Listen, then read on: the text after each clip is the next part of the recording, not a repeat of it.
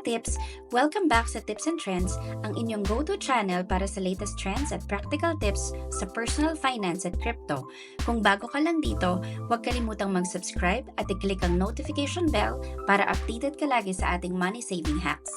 Alam niyo ba na maraming Pilipino ang nahihirapang magtipid at mag-budget? Minsan kasi, hindi natin namamalayan na lumalampas na tayo sa ating budget, lalo na kapag sale o may biglaang gastos. Kaya naman sa video na to, pag-uusapan natin ang 10 money saving at budgeting tips na siguradong makakatulong sa'yo para magkaroon ng mas maayos na pinansyal na buhay. Ready na ba kayo? Let's go!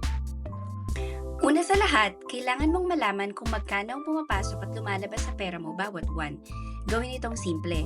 Gumawa ng listahan ng iyong income at expenses para makita mo kung saan napupunta ang pera mo. Pro tip, gumamit ng budgeting apps tulad ng Money Manager o Good Budget para mas madali. Kapag alam mo na ang income at expenses mo, oras na para gumawa ng budget plan. Ang simpleng 50-30-20 rule ay perfect na guide. 50% para sa needs o yung rent, bills or food, 30% para sa wants or yung shopping and entertainment, 20% para sa savings at investment, and syempre, iwasan ng impulse buying. Sino sa inyo mahilig mag-shopping ng walang plano? Naku, delikado yan. Para maiwasan ito, gawin ang 30-day rule. Bago bilhin ang isang bagay, hintayin ang 30 days at tanungin ang sarili kung kailangan mo pa rin ito. Madalas, malalaman mong hindi naman pala. Kapag pupunta sa grocery or shopping, laging magdala ng shopping list at sundin ito. Huwag magpadala sa promos at buy one take one deals kung hindi mo naman talaga kailangan.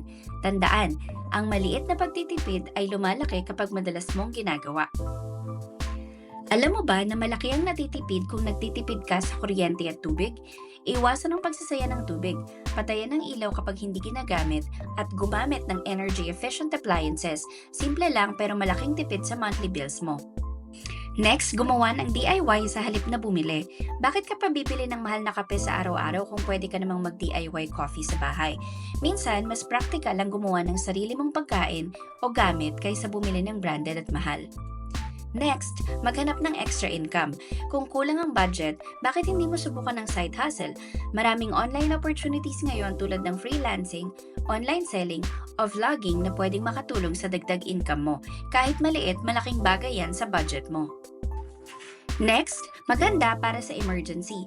Huwag kalimutang magtabi ng emergency fund. Ideally, dapat may savings ka na sapat para sa 3 to 6 months na gastusin mo sakaling mawalan ka ng trabaho o magkaroon ng emergency.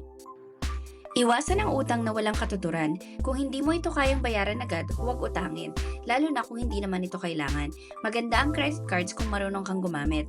Pero kung hindi, baka magkaproblema ka sa interest at penalties. Mag-invest sa iyong kinabukasan. Hindi lang savings ang dapat pagtuunan ng pansin, kundi pati ang investments. Matuto kang mag-invest sa stocks, mutual funds o crypto para lumago ang pera mo over time. Mas maaga kang magsimula, mas malaki ang kikitain mo in the future. Tingnan natin kung may natutunan kayo sa ating video.